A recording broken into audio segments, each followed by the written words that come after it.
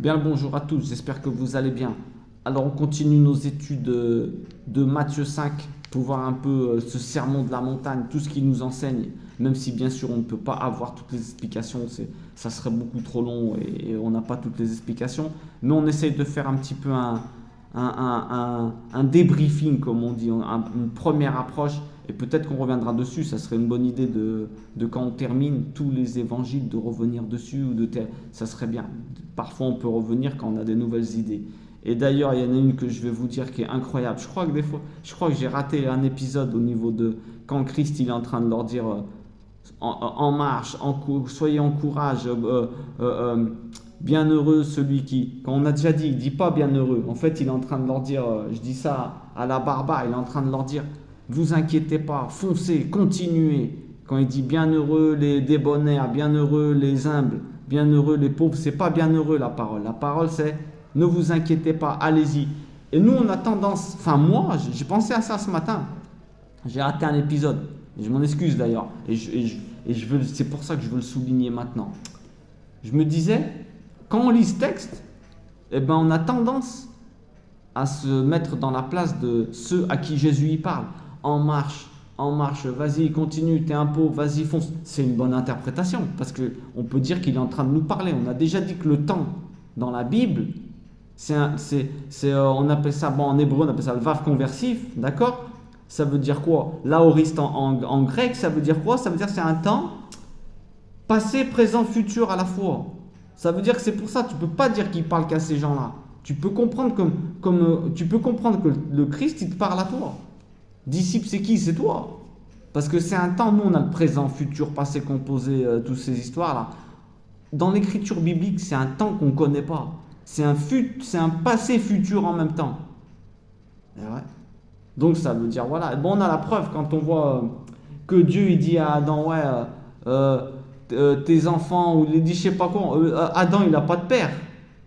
Quand il dit, ouais, tu respecteras, c'est bien qu'il donne des indications à Adam, pas à Adam, à nous. Adam, ça veut dire l'humain, Adam. Ça veut dire que déjà à l'entrée directe, première phrase biblique, des premières phrases bibliques, première page du moins, eh ben on a des indications comme quoi Dieu il donne des indications à Adam qui ne le concernent pas. Il n'a pas de père, il n'a pas de mère. Vous voyez ce que je veux dire? Il dit plein d'indications comme ça que tu dis, ben en vérité, c'est pas pour Adam, c'est pour ceux qui vont venir après. Donc il est en train de te parler à toi. Dans l'évangile, bah, c'est la même histoire. Il nous parle à nous. Mais alors je reviens au sermon de la montagne au début quand il disait ouais, vous serez bienheureux si vous êtes comme ça, en marche, allez-y. On a dit le terme plus exact c'était en marche, ne vous inquiétez pas, allez-y. Vous aurez votre récompense dans ce monde-ci et dans le monde d'après.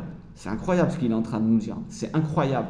Donc j'étais en train de dire que il y a un truc qui est important. C'est que nous, peut-être que le Christ aussi, on a dit on se mettait à la place de ceux à qui il dit en marche. Ceux à qui il dit en marche. Ça veut dire que nous, le Christ, il est en train de t'encourager directement.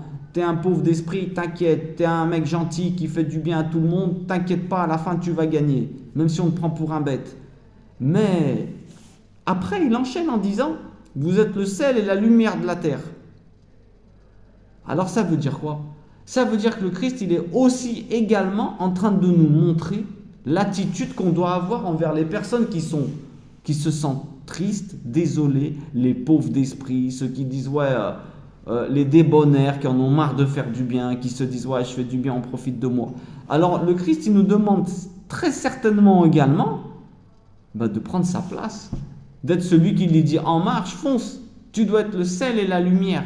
Et ça, j'avais compris, mais pas au point profond où j'ai compris maintenant. Parce que des fois, t'entends, et d'un coup, bim, tu comprends bien. On appelle ça les rémas en grec, une parole qui t'interpelle, t'as vu? Tu te dis, ah ouais, celle-là, elle m'interpelle.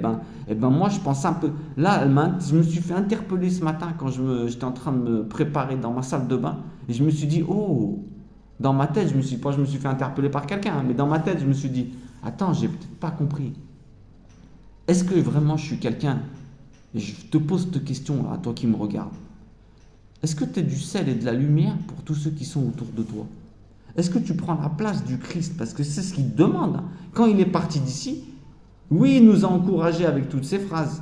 mais il te demande de prendre sa place. Parce que lui n'agira plus dans ce monde de manière physique.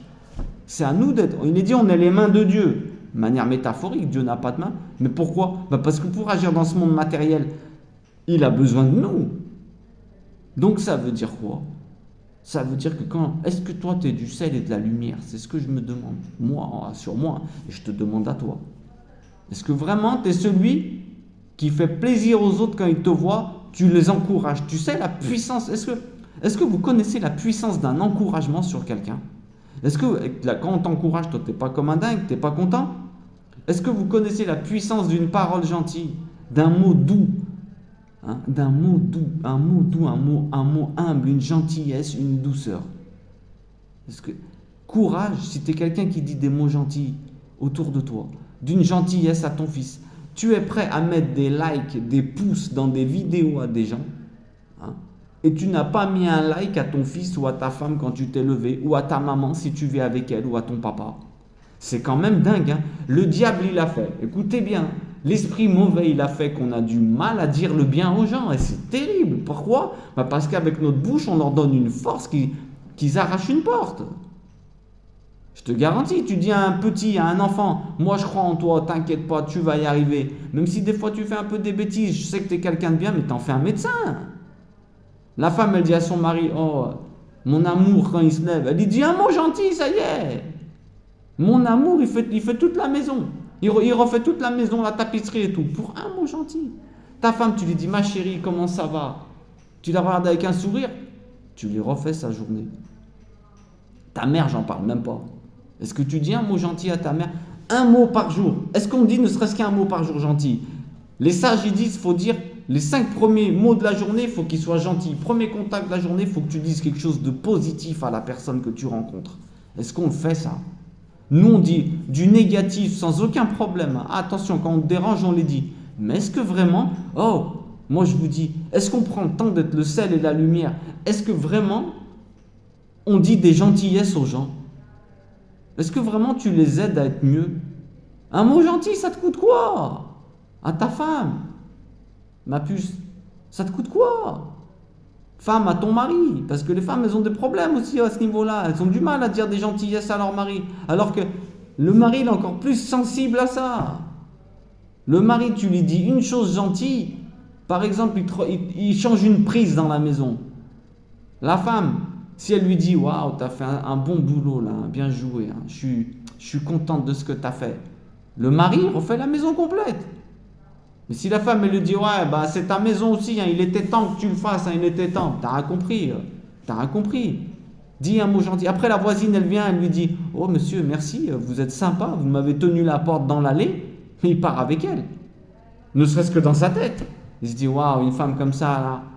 Parce qu'elle lui a fait juste des honneurs, elle a été juste. Ne soyez pas injuste. Qu'est-ce que vous seriez devenu sans ces personnes?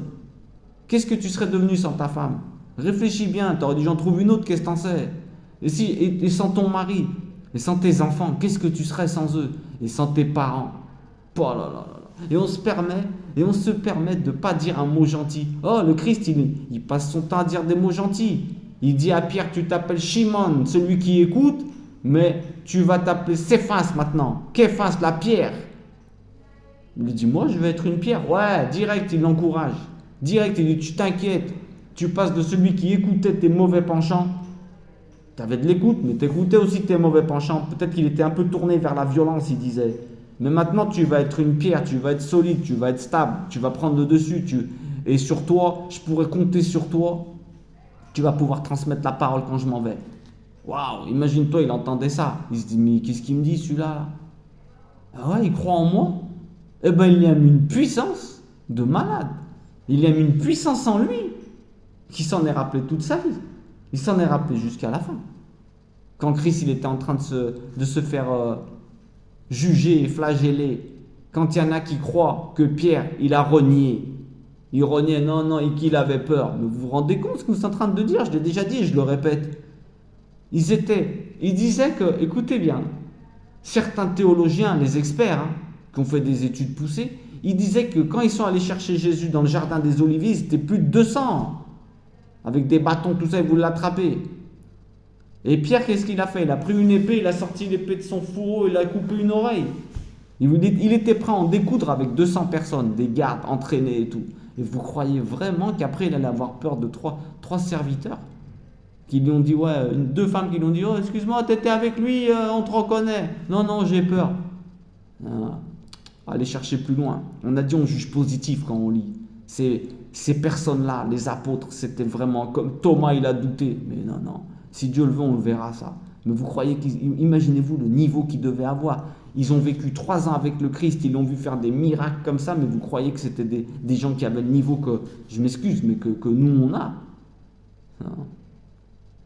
Je vous dis juste on a déjà parlé, mais je vous le répète, Pierre, pour redonner la réponse quand même, hein.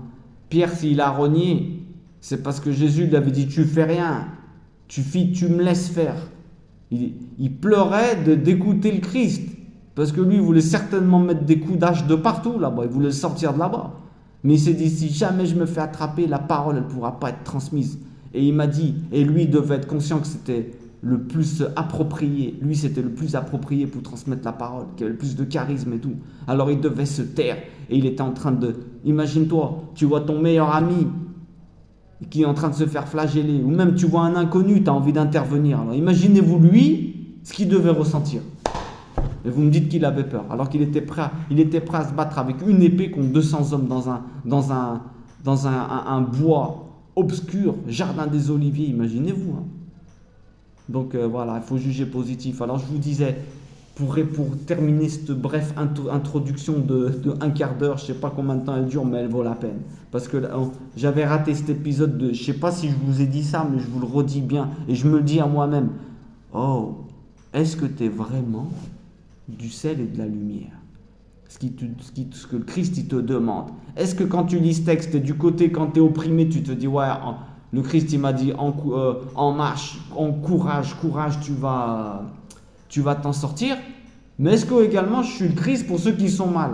Est-ce que moi je suis celui qui dit, oh, t'inquiète pas, tu vas t'en sortir? Est-ce que je dis un mot gentil à mes parents? Est-ce que je leur donne la force ça donne la puissance, la parole, la force de la parole? C'est dans toute la Bible. Dieu, il crée le monde avec la parole pour te montrer, attention, ta parole, elle va donner la vie. Ta parole, elle va donner la vie. Est-ce que tu donnes la vie autour de toi? Ou est-ce que tu te tais? Tu vas me dire, ouais, je dis, non, mais moi j'ai du mal à dire je t'aime, j'ai du mal à dire à mon mari ou à mes parents que je les aime. C'est le diable. Pourquoi? Je vais te donner la preuve que c'est le diable. Parce que leur dire les reproches, t'as aucun mal. Alors le mal, t'as aucun problème. Mais le bien, ça te coûte. Ben, c'est bien qu'il y a un problème. Puisque le mal, t'es content de faire du mal, ça te fait rien. Donc c'est que t'es dans le domaine du mal, c'est ton domaine, non? Puisque t'es bien. Et t'es mal quand tu vas faire le bien. Oh les amis, il faut qu'on change. Sérieusement, commencez à dire, ne serait-ce que vous comptez dans votre tête un mot gentil à votre femme, votre mère, votre enfant. Faites-lui un like par jour. La vérité. Moi, je vous dis, hein, avant de mettre un like dans ma vidéo, là, allez mettre un like à votre maman, à un de vos êtres chers.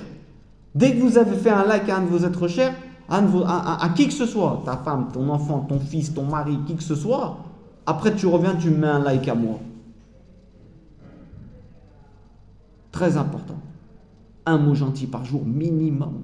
Minimum. Un encouragement, minimum. Tu vois, à ta femme, tu dis en vérité, t'es quelqu'un de bien, je suis content de t'avoir connu. Mais tu sais la puissance que tu lui donnes. Tu l'encourages à être quelqu'un de bien. Même si elle est un peu tordue. Au moins, tu l'encourages à être quelqu'un de bien. Vous imaginez ça? Comment on fait pour ne pas utiliser cette force que Dieu nous a donnée? La force de la parole. C'est le minimum syndical qu'on peut faire. Sourire et parole. Comment on fait pour ne pas le faire? La vérité, hein. Est-ce qu'on a vraiment compris ce sermon de la montagne? Parce que nous, on se met toujours de l'autre côté. Ouais, je suis opprimé, je suis avec le Christ, je suis un débonnaire, je suis un mec gentil. Alors le Christ est en train de me dire, prends courage, en marche. Heureux les pauvres en esprit, ouais, bah merci Jésus. Heureux les débonnaires, merci, tu me dis que la fin elle est belle. Heureux ceux qui ont faim et soif de justice. Oui, oui, ça m'arrive. Ah là, on n'a pas de mal à se sentir concerné par cette partie. Mais lui, après, il dit, vous êtes le sel et la lumière. Ça veut dire quoi? Ça veut dire, d'un côté, ne vous laissez pas aller à la tristesse parce que vous devez relever les autres. Vous êtes là à ma place, soyez mes témoins. Il te le dit clairement, soyez mes témoins. Elle est quand même intéressante cette histoire. Il te dit, soyez mes témoins. Wow. Bref, je crois qu'on a compris le message. Hein. Je crois qu'on a compris le message. On est des deux côtés dans cette histoire. Je vous dis la vérité, soyez celui qui fait des sermons de la montagne autour de vous. Distribuez le bien. Distribuez le bien. On a dit un mot gentil. N'oubliez pas ce que je dis. Un mot gentil à tous vos êtres chers. Un mot gentil par jour. Un petit compliment. Ah, c'était bon ce que tu m'as fait à manger. La femme, tu lui donnes une puissance. Les écrits disent interdit de critiquer ce que ta femme elle te fait à manger. Pourquoi? Parce qu'elle, ça la blesse. Les écrits disent interdit de dire à ton homme de le comparer au mari de la voisine. Pourquoi? Parce que tu le détruis. Ah ouais. Bref, allez, on commence notre cours. Je suis désolé. Hein. On commence notre cours sur Matthieu 6, c'est ça? Non, Matthieu 5. On était à Matthieu 5, je m'excuse. Ma Bible, elle est écrite vraiment petite. C'est la Bible des Mormons, là. Des Mormons, non, je m'excuse, Mormons. Oulala. Non, c'est la Bible des Gédéons, pardon. La Bible de Mormon, je ne l'ai jamais lu. Si quelqu'un il l'a lu, s'il peut me faire un petit résumé dans les commentaires, j'aimerais bien. J'ai jamais lu la Bible des Mormons. Je connais plus ou moins beaucoup de choses qu'ils font, les Mormons, baptisent les morts, des trucs comme ça, mais j'ai jamais lu leur Bible. Bref, si quelqu'un il l'a lu, qu'il me fasse un petit résumé en bas, ça m'intéresse de lire, d'écouter un petit peu. Alors Matthieu 5, 27, vous avez appris qu'il a été dit, tu ne commettras point d'adultère. Tu ne commettras pas d'adultère. Bonne question, qu'est-ce que c'est que l'adultère? Il nous l'explique. Quand est-ce que commence l'adultère? Mais moi je vous dis que quiconque regarde une femme pour la convoiter a déjà commis un adultère avec elle dans son cœur. Ouh. Alors on va expliquer la différence entre regarder et voir. Moi je peux voir une femme complètement cachère comme on dit, complètement halal, halal, cachère. Tu as le droit de voir une femme, mais tu n'as pas le droit de la regarder. Quelle est la différence? Regarder, c'est quand tu commences à lui mettre une note, quand tu commences à profiter un tout petit peu de sa beauté. Une femme qui n'est pas la tienne, tu es en train de commettre l'adultère. Pourquoi? Parce que tu t'éloignes de la tienne. Tu crées un lien. On avait dit hier déjà, j'ai déjà dit, l'autruche, elle couvre ses œufs avec les yeux. Donc quand tu regardes, tu crées un lien avec elle. Tu crées un lien, même au niveau atomique de tes atomes, tu lui envoies des ondes. Il faut que vous sachiez une chose, les femmes qui se font regarder, pourquoi? Il faut que vous vous habillez de manière décente. Ce n'est pas une question de liberté. Arrêtez vos salades, parce que ce n'est pas comme ça que ça marche. Moi, j'ai entendu dire, j'espère que ce n'est pas vrai, parce que je ne pense pas que l'humain est aussi tordu. Moi, j'essaie de supposer en bien tout le temps. J'ai entendu dire que la mini-jupe, le bikini, c'est des hommes qui les ont inventés, mesdames. Vous savez ça? C'est des hommes qui ont inventé ça. Et pourquoi ils l'ont inventé? Pour distraire les hommes. On remarque dans la Bible, dans les écrits, l'Ancienne Alliance, que les Hébreux, ils étaient tellement puissants qu'ils ne pouvaient rien faire contre eux. Bilam, tous ces gens-là, ils n'ont rien pu faire contre eux. La seule manière de les tordre, vous savez ce que ça a été? Ils ont envoyé des belles femmes dans le camp hébreu. Waouh! Pour distraire les hommes. Parce que c'est de loin la plus grande addiction qu'un homme peut avoir. À la pornographie et aux trucs comme ça. À la femme. Ouh. Alors qu'est-ce que ça veut dire tout ça là? Quand tu regardes une femme, tu es déjà en question en mode adultère. Tu peux être en adultère, écoute bien, c'est pour ça que Christ dit, je ne suis pas venu abolir la loi, je suis venu l'accomplir. Je suis venu vous dire vraiment quel c'est le niveau là. Il est dit, premier regard, phrase très connue, premier regard, il est pour toi, il est innocent. Tu as le droit de voir la femme. Moi je dirais, première vue, pas regard, parce que dès que tu regardes, c'est que tu commences à mettre une note. Premier, il est pour toi, il est pour le diable, il est dit. C'est le diable qui... Ils disent qu'il y a plein de démons autour d'une femme qui est habillée en mini-jupe. Nous, on ne voit pas ça. Il est dit, si une femme, elle verrait tous les démons qu'il y a autour d'elle, qui sont en train de siffler les hommes quand elle s'habille de manière indécente, mini-jupe décolletée, le décolleté, c'est terrible. Moi, je vous dis, mesdames, ne mettez pas de décolleté. Si vous saviez toutes les personnes qui vous regardent, ils vous enlèvent de la force. N'oubliez pas, l'autruche, elle couvre avec les yeux. Les femmes qui se font regarder, il est dit qu'elles perdent de la confiance en elles.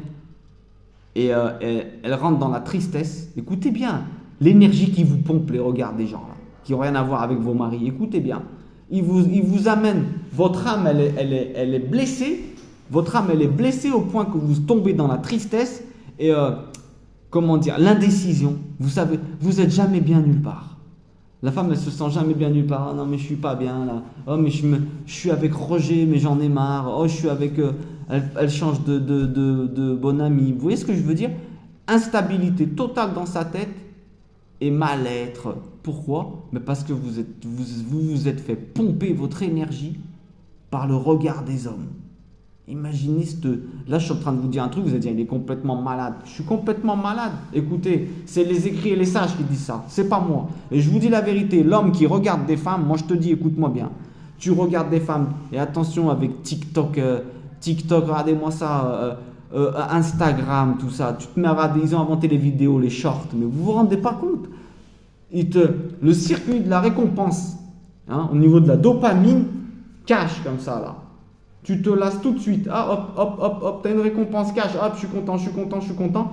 Comme c'est une vidéo petite, tu crois que tu vas passer 2 secondes, tu te dis, c'est rien. Tu regardes, il a passé 1 heure. Addiction totale, c'est une des pires addictions qu'il y a. Les shorts, les vidéos, les reels en Instagram, tout ça là. Moi, personnellement, j'ai arrêté d'en faire. Oui, c'est vrai, tu as beaucoup de vues, tu as plus de vues et tout, c'est vrai. Mais franchement, il y a tellement de trucs, de femmes dénudées, des gamines, mais c'est de l'exagération. Tu peux pas être là-dedans, là. Tu peux pas. C'est pour ça, moi, je préfère avoir 20 abonnés, même pas. Je vous la vérité, des frères de qualité, je vous remercie d'être là. Qu'on soit des frères de qualité. Ça sert à rien. Autrement, tu cherches à faire quoi? Des vues, tout ça, pourquoi faire? Oui, c'est vrai que j'aimerais que beaucoup de personnes elles regardent mes vidéos. Pourquoi? Pour leur transmettre le peu que je sais. Mais vraiment pas pour autre chose. Parce que moi, tout ce que je vous transmets, c'est des choses que j'ai appris. Donc, quelle gloire! Je ferai le coq et le glorieux de choses qui me viennent de Dieu ou que j'apprends. Mais ça va pas à la tête. Faites attention. Votre regard, ce que vous regardez dans les yeux, si tu ne protèges pas, il est dit protège tes portes. Protège tes portes. Dans l'Ancien Testament, Dieu il dit protège tes portes au roi. C'est quoi tes portes? Tes yeux, tes oreilles, ton nez, ta bouche, tes orifices. Fais attention, protège tes portes, mets un garde à ta porte, il est dit. Je crois que c'est dans les psaumes. Mets un garde à ta porte. Ça veut dire, attention ce qui rentre. L'oreille, elle a la forme d'un fœtus. C'est pas pour rien. Ça veut dire que tout ce qui rentre, ça va créer une naissance en toi. Ça va faire naître quelque chose en toi. Attention à ce que tu écoutes, les médias, que des choses bizarroïdes, ils te mettent dans l'anxiété, climat anxiogène, après on pète les plombs, on est mal, on ne sait même pas pourquoi. Attention à ce que tu regardes, on en a déjà parlé. Ton âme, elle n'a pas de bouche, elle n'a pas d'oreille, mais elle s'alimente pareil que ton corps. Donc elle s'alimente par où? Parce que tu regardes, ce que tu sens, avec ce que tu sens, ce que tu t'alimentes, ce que tu manges, c'est un truc de dingue. Il est même dit, petite avance sur la leçon qu'on verra si Dieu le veut sur la nourriture. Chaque aliment, il a un contenu physique pour alimenter ton corps, mais attention, il a un contenu spirituel qui alimente ton âme aussi. Qu'est-ce qu'il est en train de dire? On verra. Tu es ce que tu manges. Les barbares, ils arrachaient la viande, ils mangeaient des lions, ils mangeaient des animaux qui étaient des durs. C'est pour ça peut-être que c'était des durs. Et c'est des durs. C'est peut-être pour ça que dans la Torah, ils conseillent de manger que des animaux, ils appellent ça poursuivants. Pas des animaux qui poursuivent. Pas des animaux le lion, tout ça là. Que des animaux gentils. Parce qu'ils savent qu'on a déjà assez d'animalité en nous pour en rajouter. Et ouais, l'animalité de l'animal que tu manges, son âme, elle passe à l'intérieur de toi. Hier, on l'a dit avec les hormones. S'il est dans le stress, tu te ramasses une hormone de stress qui passe dans ton sang et tu es encore plus stressé. C'est pour ça qu'il faut le tuer dans de bonnes conditions. Bref, je me disperse. Revenons à nos moutons, sans faire de jeu de mots avec la nourriture et les cachérisations et les halalisations. Écoutez, sincèrement, quand on est en train de voir ça, le simple fait de regarder une femme qui n'est pas la tienne, et attention sur TikTok, tout ça, parce qu'elles sont pas en train de se protéger, ça fait que tu la regardes pas dans les yeux. Mais même une femme belle, tu n'as pas le droit de profiter d'elle. Tu détournes ton regard. Déjà, ne serait-ce que par rapport à son mari. Déjà, ne serait-ce que ça, c'est pas la tienne. Ne profite pas d'elle. Premier regard, il est pour le diable, on dit. Deuxième regard, il est à 100% pour toi. Premier regard, hop, deuxième regard, ça y est. Ange accusateur, il montre, regarde ce qu'il est en train de faire, regardez ce qu'il fait, bim, tu ramasses. Et tu sais ce qui se passe quand tu regardes une femme qui n'est pas la tienne? Hein? Eh ben, écoute bien ce que je te dis. Hein. Il est dit, que tu crées des démons avec ça. Quand on dit des démons, c'est pas que tu crées des bonhommes avec des bras, hein, quand on dit ça. Un démon, c'est quoi? Bon, il y a plusieurs définitions. Il y en a qui ont été créées au début, mais il y en a que toi aussi, tu as le pouvoir de créer des énergies mauvaises, des ondes mauvaises. C'est ce qu'on peut appeler un démon, tu vois. Tu crées une force mauvaise, et cette force mauvaise-là, elle va exciter ta propre vraie femme. Écoute bien ce que je te dis. Elle va exciter ta propre vraie femme. C'est-à-dire, toi, tu es en train de regarder la voisine par la fenêtre, tu sors de chez toi, tu la vois, tu la croises dans la rue, madame, comment vous allez? T'as vu, tu fais le coq, parce que l'homme, il faut qu'il fasse attention. De manière naturelle, il fait le coq, il faut qu'il contrôle ça. Il se dit, oh ouais, oh, faut pas que j'exagère là. Il faut toujours avoir ce contrôle dans ta tête. Eh ben, tu as des énergies mauvaises, des démons qui vont exciter ta femme, ta vraie femme chez toi. Ça fait que quand tu sors, elle t'a dit, mon chéri, à tout à l'heure. Et quand tu rentres, elle est énervée. Pourquoi? Parce que toi, tu as fait n'importe quoi, tu as radé des femmes dehors. Dieu dénonce. Elle s'est fait énerver à la maison parce que toi, tu as fait le regardeur dehors, le voyeur dehors.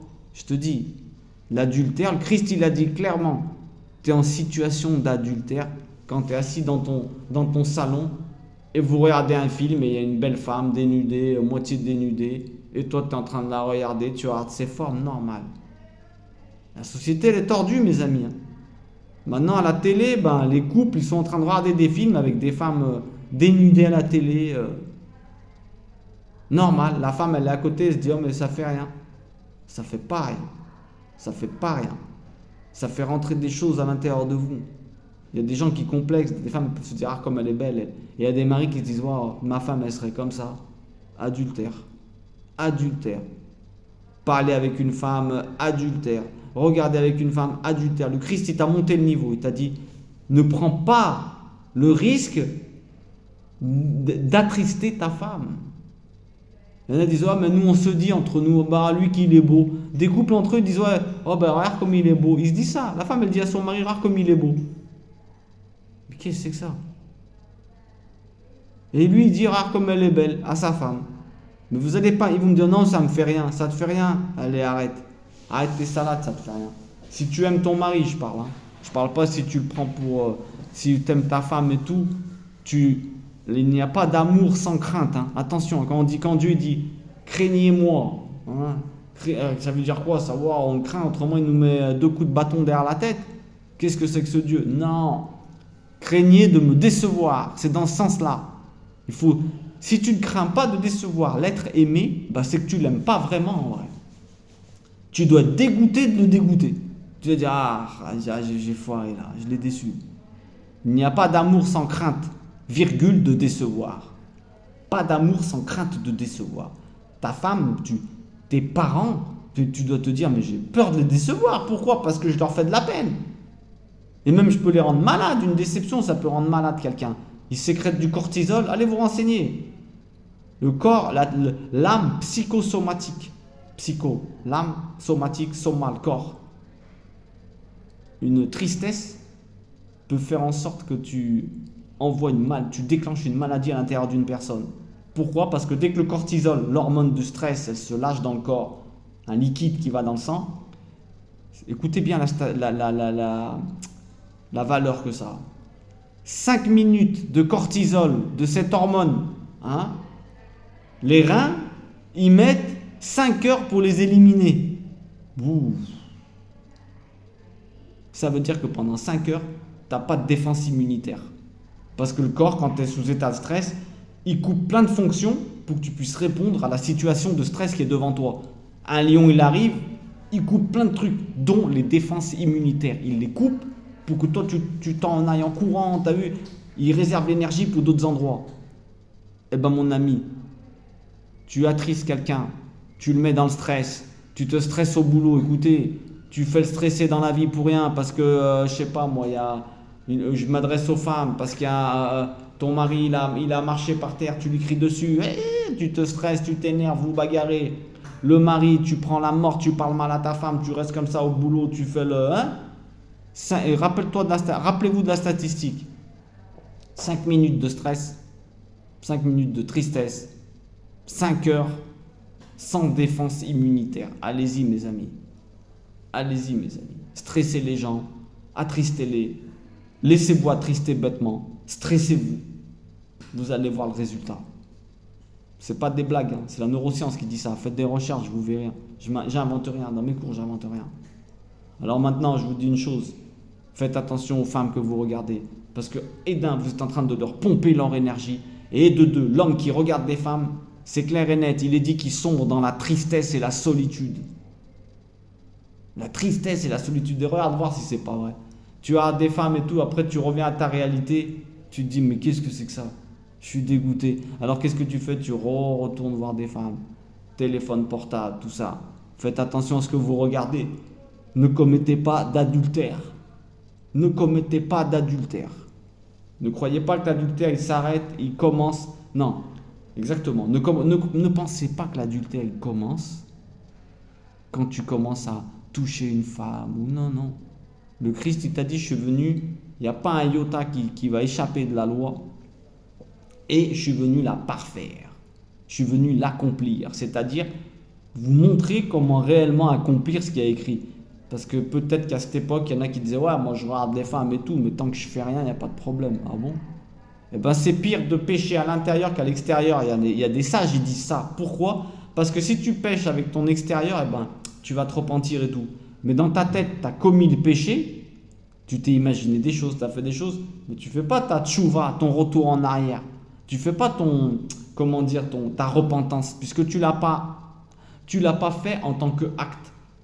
Eh bien, écoutez bien, il y en a qui disent que c'est pire quand tu l'as pensé et tu ne l'as pas fait. Bon, attention, pas quand c'est quelque chose que tu fais du mal à quelqu'un. Il vaut mieux penser lui, je vais le tuer, que le tuer. Quand ça implique personne, ok, on peut dire ça. Mais toi, dans ta tête, il faut que tu saches une chose. Hein.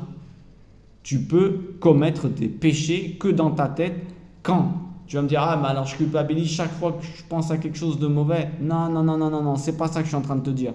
La culpabilité au niveau des pensées, c'est uniquement quand tu te rends compte que tu es dedans et tu t'installes dedans. Parce que ta tête, elle va te bombarder de mauvaises pensées toute la journée. Mais toi, t'as vu, t'es pas conscient. T'as vu, t'es en train de penser à ça et tout, mais d'un coup, tu te dis, oh, qu'est-ce que je fais là?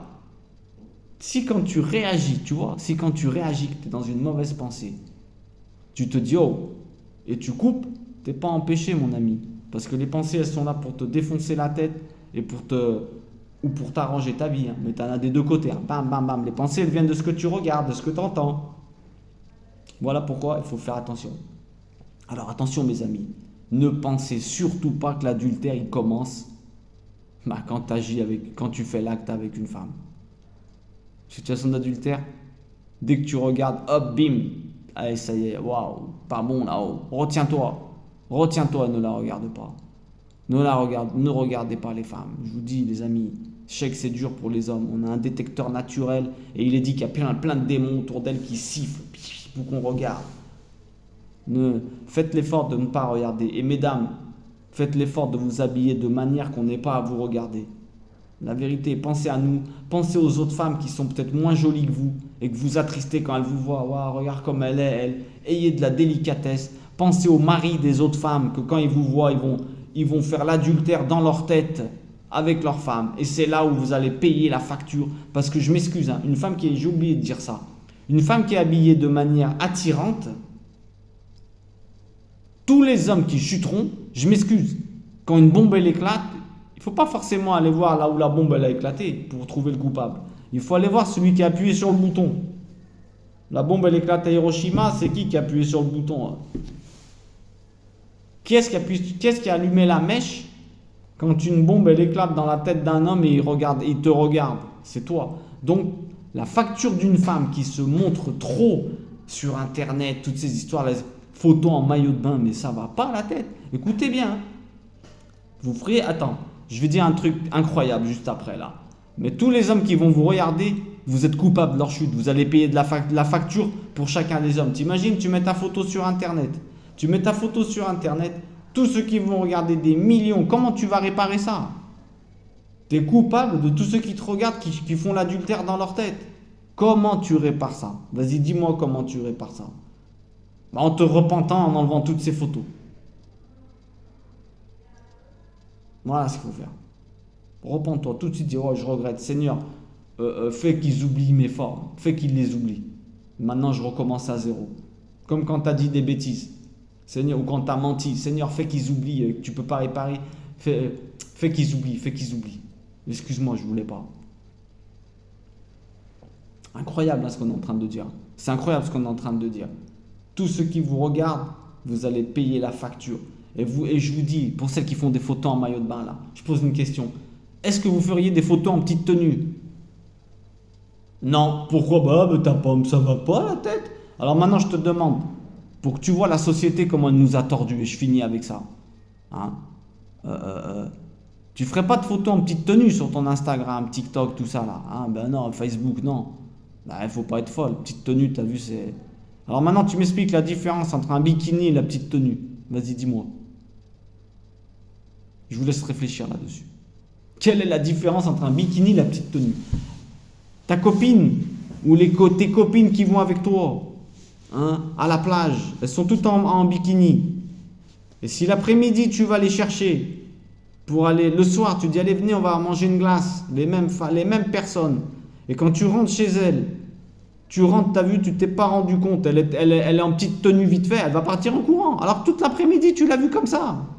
Regardez la société comme elle nous a fait l'incohérence incroyable. Alors posez-vous la question. Est-ce que tu te mettrais, je pose la question aux femmes, parce que vous avez une valeur énorme et vous ne vous rendez pas compte que vous êtes des bijoux. Vous êtes des bijoux. Quelque chose qui a de la valeur, je te donne un sac avec 5 millions dedans. La vérité, tu vas aller le camoufler. Tu vas le cacher, tu ne veux pas que les gens le voient. Pourquoi? Parce que c'est une énorme valeur. Ton corps, combien il vaut? Je te dis, donne-moi une de tes mains pour 1 million. Tu ne la donneras pas. Combien il vaut ton corps? Combien il vaut?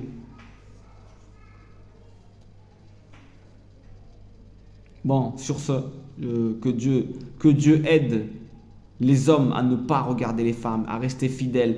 Même si tu es célibataire, mon ami, écoute ce que je te dis, reste fidèle, parce que cette femme, ça se peut que ce ne sera pas la tienne, celle que tu regardes, et tu es infidèle envers la femme qui t'attend. Plus tu fais un lien avec celle qui n'est pas la tienne, plus tu t'éloignes de la tienne, n'oublie pas. Même au niveau des atomes, c'est démontré. Plus tu fais un lien avec une femme qui n'est pas la tienne, plus tu t'éloignes de la tienne. Et comme tu ne la connais pas encore, eh ben on va traîner. On va traîner, parce que tu t'es éloigné d'elle en vrai. Soyez des hommes dignes, des princes, des vrais de vrais. Ayez de la noblesse et de la classe, de l'élégance. Et les femmes, justement, ne confondez pas élégance et montrer les formes. Une femme peut être très très élégante, très très élégante. Moi je vous dis, j'ai vu des femmes avec des voiles, une élégance et une beauté, mais laisse tomber. Laisse tomber. Tu galères à pas la regarder elle aussi. Pourquoi? Parce qu'elle émet une beauté incroyable. Incroyable. Donc, qu'est-ce que je vais vous dire par là? Que Dieu nous aide, les hommes, à contrôler notre regard. Toujours. Et que Dieu aide.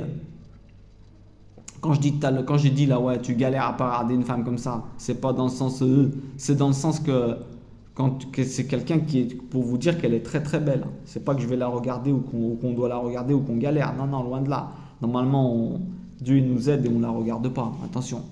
Mais je voulais vous dire une chose, c'est que c'est juste pour vous dire une femme qui a un voile atteint un niveau, une femme couverte avec un voile, elle peut atteindre un niveau de beauté, mais incroyable. Incroyable. Hein. Donc, c'est pas... Déjà, ne montrez pas votre corps, déjà. Ne montrez pas votre corps. Non, vous allez dire qu'à votre mari, c'est ça. Ouais. Alors que Dieu aide les femmes à avoir le courage d'investir dans leur intériorité plus que dans l'extériorité et de ne pas s'habiller, de penser toujours aux autres femmes qui peut-être ne sont pas aussi jolies qu'elles et qui peuvent les envier. Toute tristesse, t'as des conséquences. Ça fait, t'as vu, tu t'habilles super bien, tu fais la bimbo devant une femme, et ben une autre qui peut-être n'a pas les moyens ou qui se sent moins belle, t'as des comptes à rendre. Direct. Il y a des anges qui vont exciter, t'as un jugement dans le ciel direct. Regarde celle-là, elle attriste les gens. Et, et, euh, et, euh, et pensez également aux maris des autres, qui peut-être c'est difficile de ne pas regarder les femmes. Et, euh, et, euh, et, euh, et que Dieu nous donne la force à nous les hommes, eh ben, de ne pas les regarder. Même dans des moments de faiblesse et tout, qu'on résiste et qu'on ne les regarde pas. On ne regarde pas une femme qui n'est pas la nôtre. Ok? On les voit, on ne les regarde pas. Tu as le droit de voir des femmes, hein, tu la vois, ouais, la caissière, ok, ok, madame, bonjour, nana, mais tu commences pas à mettre des notes. Tu commences pas à profiter de sa beauté avec tes yeux. D'accord? Que Dieu nous donne la force et que Dieu vous bénisse. Ça a été un peu plus long aujourd'hui, mais on a traité quand même pas mal de choses. Je vous souhaite une bonne fin de journée et encore, hein, Dieu bénisse tous ceux qui me laissent des commentaires parce que ça me donne envie de continuer à faire ça. Hein. Ça me donne envie que c'est grâce à vous. Hein. Ne me remerciez pas. C'est moi qui vous remercie. Hein. La vérité, c'est moi qui vous remercie parce que c'est un véritable plaisir pour moi de partager le peu que je sais. D'accord? Et n'hésitez pas à commenter. Je dis tout le temps à tous ceux qui me commentent là, n'hésitez pas. Hein. N'hésitez pas parce que j'aime bien apprendre aussi. J'aime bien apprendre aussi. Et ça complète les vidéos. Comme je dis tout le temps, merci, tu as complété ma vidéo, bien joué. D'accord? Parce que là, quand tu es sous la caméra, tu dis pas tout forcément. Tu dis des choses que tu t'en rends même pas compte et tu dis pas tout. Des fois, je me réécoute parce que je me donne des grosses leçons. Je me donne des grosses leçons. Alors allez, je vous laisse. N'oubliez pas ce qu'on a dit tout à l'heure. Plus important, bon, les regards aussi, hein, mais un like à votre famille, un mot gentil à tout le monde. Vous avez une puissance incroyable dans votre bouche. Celui qui dit des choses gentilles à son enfant depuis tout petit, il en fait un médecin. Un médecin. Je ne demande pas de mentir. Je demande de dire des trucs sympas. Une parole gentille. La première parole de la journée, il ne faut pas que ça soit une taillerie. Il faut qu'elle soit gentille. Et tu me dis, j'ai du mal, mais tu n'as pas de mal à dire le mal. Donc, toi, tu fais partie du mal ou du bien? Tu dois être du sel et de la lumière. Soyez ceux qui donnent le sermon dans la montagne. Okay? Que Dieu nous aide à être ceux qui sont dignes de donner. Quand je dis sermon, c'est pas de... non, attention, pas de bâton avec nous. Hein. C'est que Dieu nous donne la souplesse, la gentillesse et la lucidité pour toucher et relever les cœurs qu'on croise qui en ont besoin. Et surtout, et également, d'encourager les gens à atteindre leur potentiel. Que notre phrase, elle les interpelle. D'accord? Qu'il nous donne cette puissance. Allez, prenez soin de vous et que Dieu vous bénisse hautement.